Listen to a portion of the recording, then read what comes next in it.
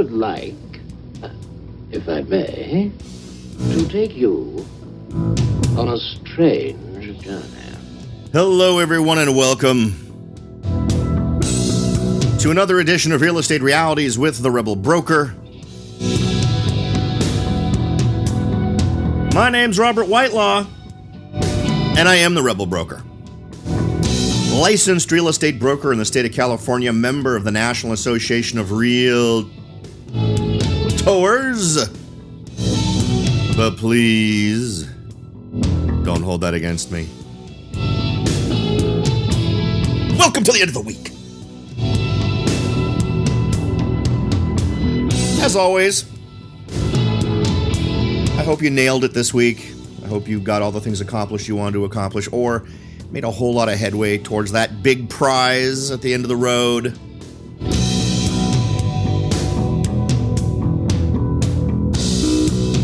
And of course, in that spirit of we can't let 24 hours go without splashing bad news all over good news, we'll be covering a story today that isn't so great after yesterday's decent employment stuff, which actually could even be looked at in a negative way. Of course, we'll cover that story too.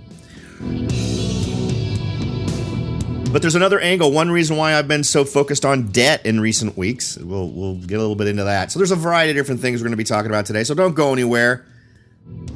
I think there will be some great brain food for you here to bounce around in your noggins over the weekend and see if it leaves a mark. Before we jump into it, though, let's take care of the usual house cleaning. If you would like to reach out and get in contact with me, maybe share your ideas, suggestions, observations, concerns, whatever, head over to therebelbroker.com. From there, you'll be able to click the contact item in the menu bar and send along a message. If you would also like to support the show and also put yourself in the drawing for a $50 Amazon gift card, head to that site, therebelbroker.com, go to the very tippy top, click the red button that says take the survey to support the show. Provide the same email address both times you're asked, answer a handful of demographic-style questions, and not only have you helped the show out, but you've also potentially put yourself in a position to win that $50 Amazon gift card. As I've mentioned before, we've already handed that out to 5 lucky winners. We've handed out a grand total of $250, and at 5 p.m. Pacific today, March 10th, 2017, we will be doing the drawing. So if you get your name, if you click the send button anytime before 5 p.m. Pacific today, you will be in the running for that $50 Amazon gift card. So jump in, good luck, and congratulations to the folks who have already won.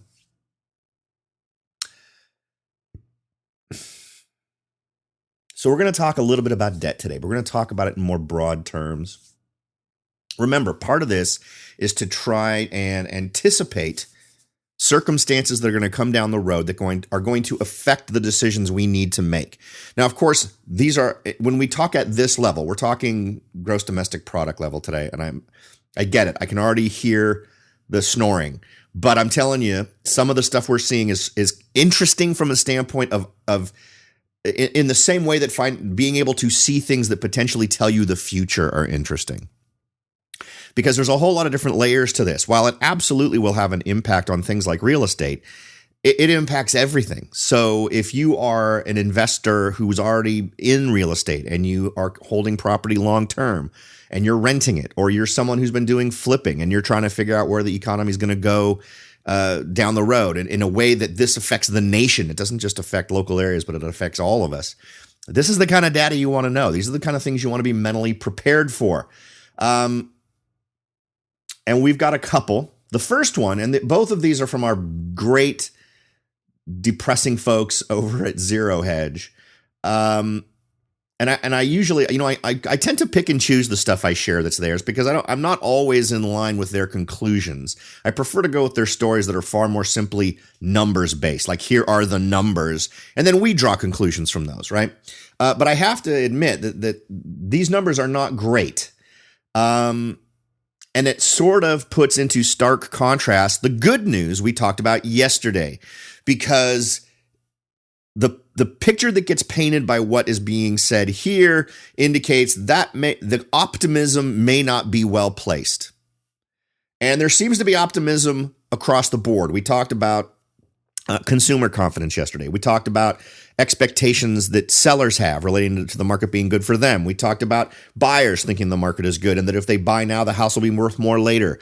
We talked about the millennials who are coming out and talking about buying. We talked also about the downside, that most of them are financing using FHA, which means 3.5% down, which means no leverage, which means if something bad happens, we are in deep trouble. We talked about all that. You can check out yesterday's show for that. Or was that the day before yesterday? Well, anyway, it was this week. I'm sure it's a well-labeled show. Go check it out. But here's a concern. And it leads into why I've been discussing debt more recently and debt load and what people do when they find themselves in excessive debt and have to do things in their life to accommodate that debt, right? So, and this is sort of the same idea, but on a national level. So it took $4 in new debt to create $1 in gross domestic product. It's sort of like saying I spent $4 to get $1 worth of value out at the end, right? Not a great conversion of value. Now, according to the latest BEA revision, the nominal 2016, and I'm quoting the article now, GDP was 18.86 trillion, an increase of 632 billion from 2015. And the question they looked at is how much credit had to be created to generate the growth. Well, according to Z.1, whoever that is, total credit rose to a new record high of 66.1 trillion. This was an increase of 2.51 trillion in the past year. It means that in 2016, it cost $4 in new debt to generate $1 in economic growth, in new economic growth. Now, here's the important part, and this is where we want to keep in mind these same kinds of numbers relating to the last downturn. To continue, on a leverage ratio basis, the U.S. economy is now at a level of 350% total credit to GDP, a level which has been relatively flat since it peaked at 380% just before the crash. And that's something to understand. That's an important thing. It's another data point of something that happened just before the crash, something that was at the doorstep of the crash, and that's the 380% peak of total credit to GDP. They go on to say one way to read this chart, perhaps, is that the quote-unquote carrying debt capacity of the U.S. economy is roughly 380%, at which point something unexpected happens. At the current rate of surging credit relative to slowing GDP, and especially if Trump's fiscal plans call for trillions in new debt, the economy should get there once again very soon. So the question becomes, once we get to that point, remember all the debt we've talked about. We've talked about all the ballooning debt on the part of individuals. And now we're also talking about the ballooning debt on the part of the government. And we're not seeing cuts, right? So a good example is a lot of the infrastructure stuff that is now on the table. Originally, Obama suggested the same thing at $800 billion, and Trump is pushing for one that's over $1 trillion. So he's talking about actually spending more than the previous administration. So, and with GDP not looking like it's getting better, remember that 350% is a ratio, right, of the two things. So if GDP gets worse, that number creeps up closer to 380. If our spending goes up, that number creeps closer to 380. So both sides of that equation that are the bad side, in fact, in the direction they go that causes the bad stuff, is happening. So it's pushing it more towards the negative side. We have yet to see how this goes. Who knows? Things may turn around completely. It may end up being completely the other way. GDP may go super well. Maybe debt will just evaporate. It'll tend to go away. Nothing I've heard indicates any of that's actually going to happen. So I think keeping track of this in terms of the ratio of total credit to GDP, if it starts getting up to 360, 370, does 380 remain that sort of terminal point where once we hit that, something bad happens? And what we've been talking about here is that the debt on the individual level, in terms of student loans, in terms of credit cards, in terms of HELOCs. There was a story just a couple of days ago about yet another resurgence in HELOCs, automobile debt, all of these things, and the increased amount of mortgages, not just in terms of the number of them, but the amount of them, and the fact that we're seeing so many of these loans being underwritten as FHA loans with low down payments. It all feels, again, I know I keep saying this, but it all sounds shockingly like what we went through before and should scare just about everybody. The other thing here is, for those of you who are history geeks, I happen to be a history geek. I actually majored in history in college, and I consider myself a pretty enthusiastic student of history. Again, from the folks at Zero Hedge, the title of this article, it's 1937 all over again, weak GDP, soaring inflation, and the Fed hiking. So they're basically taking three things that are happening right now. GDP now has collapsed from 3.4% in early February to 1.3% today. They believe, the folks at Zero Hedge, that it'll be revised even lower based on the deficit numbers. The U.S. trade deficit hit a 5-year high in January. I don't necessarily disagree with him, but even if we just take the number as it is and assume no later revision downward, that's a pretty bad number. But the Fed tracks 4 inflation metrics. Inflation is going through the roof. The Fed tracks 4 inflation metrics, and here's how they currently are playing out. And roughly all 4 are now at or above the Fed's target. Core CPI is growing at an annualized rate of 2.1%. Cleveland median CPI is growing at an annualized rate of 2.2. Trimmed median CPI is growing at an annualized rate of 2.1. The only one just below the Fed's target is the core PCE at 1.9. So weak economic growth and soaring inflation, there's a term for that, and they point out that that term is stagflation, where an economy is stagnating. And they claim that with this near certainty, as we talked about the other day, that the Fed is going to raise rates in March, they're going to repeat their 1937 mistake of hiking rates in a stagnating economy. Like it was then, the CPI is increasing while GDP growth is flatlining, with inflation going up. So we'll have to see how this all plays out. I think that these are definitely warning signs. Let's see, and they've got some interesting charts here. I'm gonna go ahead and link to these in the show notes. I think taking a look at these is definitely very interesting for you in terms of just seeing the historical comparison. What happens when X, Y, and Z are in line historically? What do we tend to see happen after that? Now, of course, this is later in the 30s. This is deep into the Depression.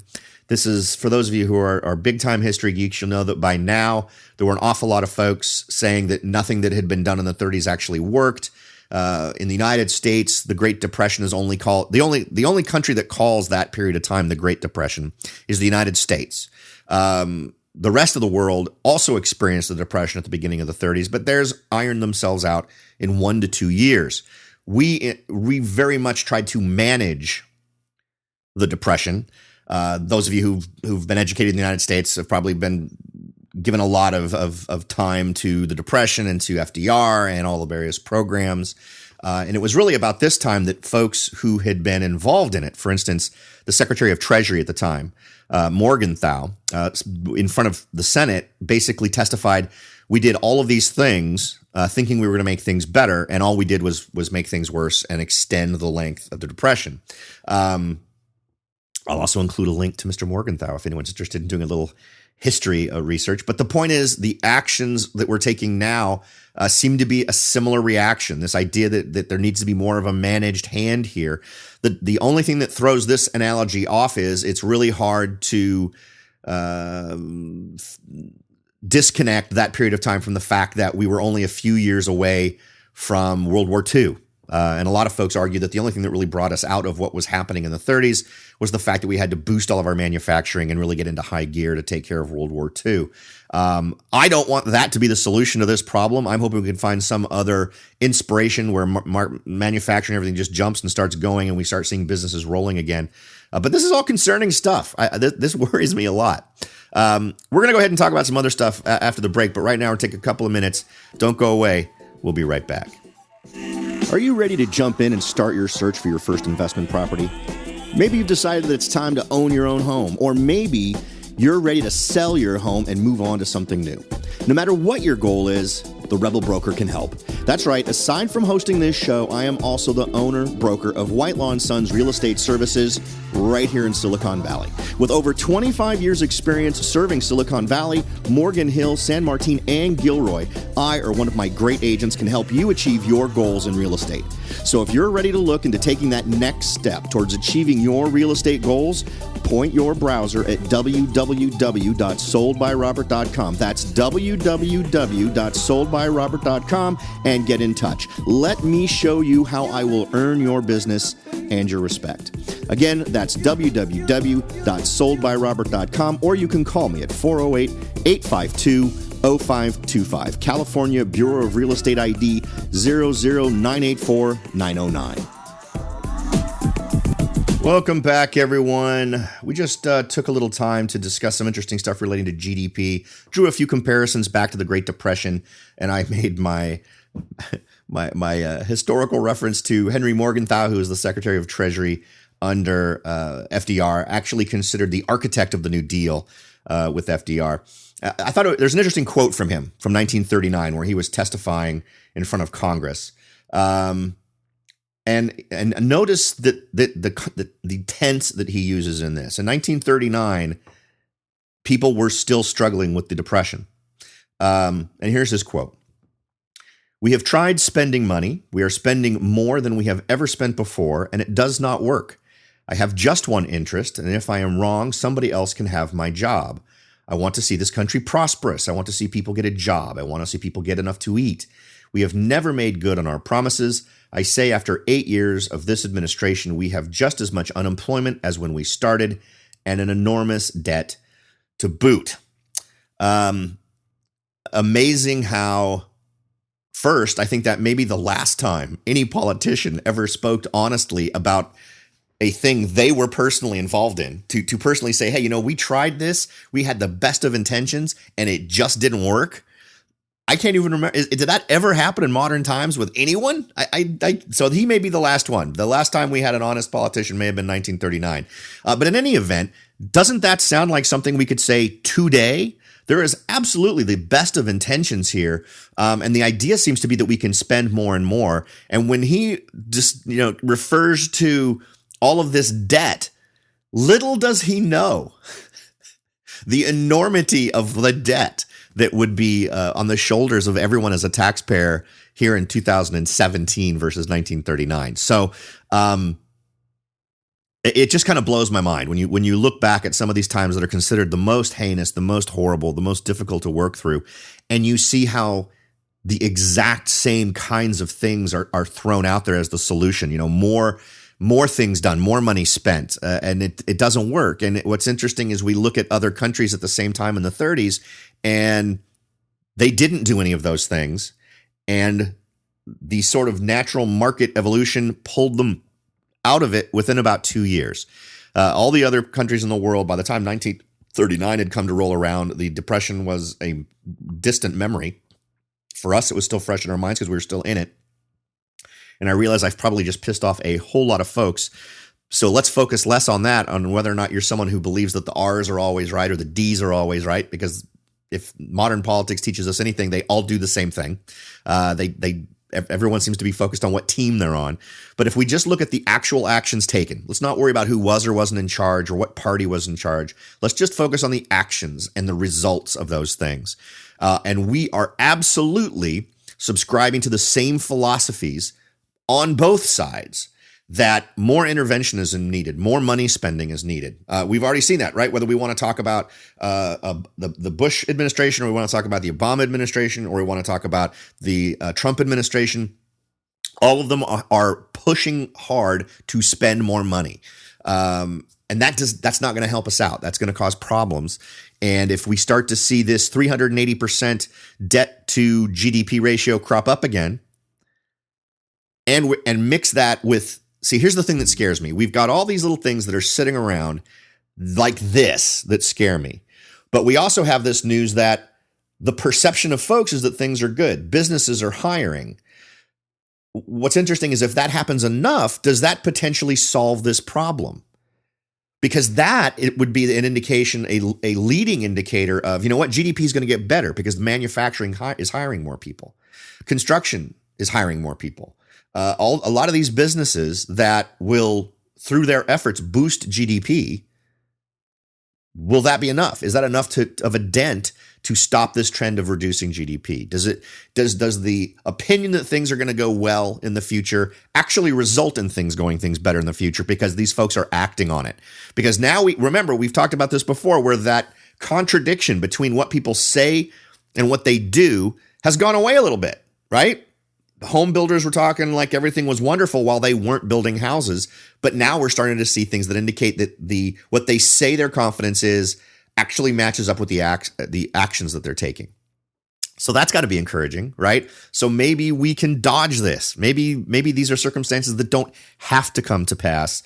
But I'll tell you, dealing with the debt part is a huge concern. So I wanted to share that. I realized that as soon as you start trimming around the edges of anything relating to politics, people go out of their freaking minds. So that's not really what I wanted to go on about today. But I thought the historical comparison of what went on then is an important thing to check out. And I'll put a link to Henry Morgenthau on there. He's an interesting guy, actually. And if you want to read about him, there'll be a link to him in the show notes. One other update I wanted to give you for today. We've been talking a lot about how the world of employment, we've been talking about employment, is going to change. The landscape, we're going to see a second industrial revolution in terms of automation. And one thing that we brought up was the hardware is not so much the big deal anymore, right? You used to have to make custom-made robots to do custom things. And now they're making more generalized robots that can do things based really on just what the software is. And one of the things we talked about was the automation that's happening in the food industry, particularly entry-level jobs that would be in the food industry, fast food. Kiosks are already cropping up. I've already seen kiosks in some areas where they've now been able to cut the workforce in fast food restaurants by 30% just by getting rid of folks who take orders. So I wouldn't be surprised if within a year, the vast majority of the time that you make your order, if you frequent those places, you're going to be doing that at a terminal. You're not going to be doing it with a human being. I suggested that this is just the beginning of this process, that anything that can be automated will be automated, and that soon you'll be able to buy food that has never been touched by human hands because it has been prepared by automation systems. Well, here we go. And this one is right here in the United States, in California. Burger flipping robot replaces humans on first day at work. This is a story from The Telegraph, which is in the UK, but there's plenty of, if you want to Google this one, there's plenty of domestic articles on this particular story. The domestic burger flipping robot has just completed its first day on the job at a restaurant in California, replacing humans at the grill. Flippy, they always got to name these things, has mastered the art of cooking the perfect burger and has just started work at Cali Burger, a fast food chain. Now, remember, I've been talking about this now for over a year, and I've had some people tell me I'm nuts and tell me that my idea of a faster timeline on this than anyone is suggesting is nuts. This is right in line with my timeline. The proof of concepts like this in an actual real fast food chain is going to make everyone else's head turn. And it's the bottom line is this stuff is happening. It's a shame because it means an awful lot of teenagers who could learn what it means to hold a job and get that some of those very basic lessons that holding a job teaches you are now not going to get that opportunity or going to have to fight with each other to get those opportunities. The robotic kitchen assistant, which its makers say can be installed in just 5 minutes. Remember, the other thing I talked about, these things are not being made in a way that requires you to change the kitchen that you already have. It is simply an appliance you add to the kitchen, and it will interact with all of the kitchen stuff in the same way a human does. And that's what's happening here as well. It's the brainchild of Miso Robotics. Quote, much like self-driving vehicles, our system continuously learns from its experiences to improve over time, according to Chief Executive Officer of Miso Robotics, David Zito. Quote, though we are starting with the relatively, this is one of the payoff sentences here, though we are starting with the relatively simple task of cooking burgers, our proprietary AI software allows your kitchen assistant to be adaptable and therefore can be trained to help with almost any dull, dirty, or dangerous task in a commercial kitchen, whether it's frying chicken, cutting vegetables, or final plating of the food. Let's see, cameras and sensors help Flippy to determine when the burger is fully cooked before the robot places them on a bun. A human worker then takes over and adds condiments. And this is the tip of that iceberg, the complete autonomy of an automated system to generally, to completely finish a meal, from order to cooking to wrapping to delivering in a bag or on a tray. You just wait. That is going to happen. And places like this, maybe, or places that simply maybe don't have a lot of the financial backing and will want to have a circumstance where they're able to just adapt to an existing kitchen, you can bet the McDonald's folks are already talking to folks that will make machines that handle the whole process from beginning to end. So that it's wrapped by the machine, it's prepared by the machine, it's bagged by the machine, it's delivered to the drive-up window by the machine. And I want to make sure you understand why I'm mentioning this. This isn't because I want to be the big spokes guy for entry-level jobs. These are all things that, with the proper adaptation, burgers is just the very least of the things this thing can do. With cameras, sensors, all the various things it can do, imagine all the various things a robot like that simply needs a software change could do in businesses. Whether you're talking about stock boys in the back room that simply need to move product from A to B. We've talked about the automated stores that Amazon is working on, where literally you can walk in, you activate your Amazon supermarket app, you walk in, you put everything that you want to buy into your bag, and you simply walk out. You don't check out. And your phone tells you everything that's in your bag, asks you if you agree that that's correct. You say, okay, and you move on. There's an awful lot of things that are going to change over the next couple of decades. And I'm hoping that all of you are prepared for it. Or maybe some of you are even in a position where, since you're aware of it, you're going to be able to take advantage of it from an investment standpoint. So I hope that's in some way helpful. All right, folks. As always, I certainly do hope that you're walking away with more value in ideas bouncing around in your head than you spent in time to listen to today's show. I hope that this weekend isn't too preoccupied with thoughts of Henry Morgenthau and the Great Depression. But I do hope that you, in your head, at least take some of the lessons learned from that, some of the parallels between that time and now, that could be telling us we need to be prepared for a potential bad time around the corner. Because if one other thing I'd like to achieve here, not only to help you achieve your real estate goals, is help you prepare for times that might be tougher or for reoccurrences of downturns. If you're at least aware of it, if you're looking for the signs, you're going to be in a better position to get through it intact versus somebody who it catches by surprise. So I hope I'm helping at least in a little bit that way to help you have a plan B. Thanks again for listening, everybody. I'll talk to you all next time.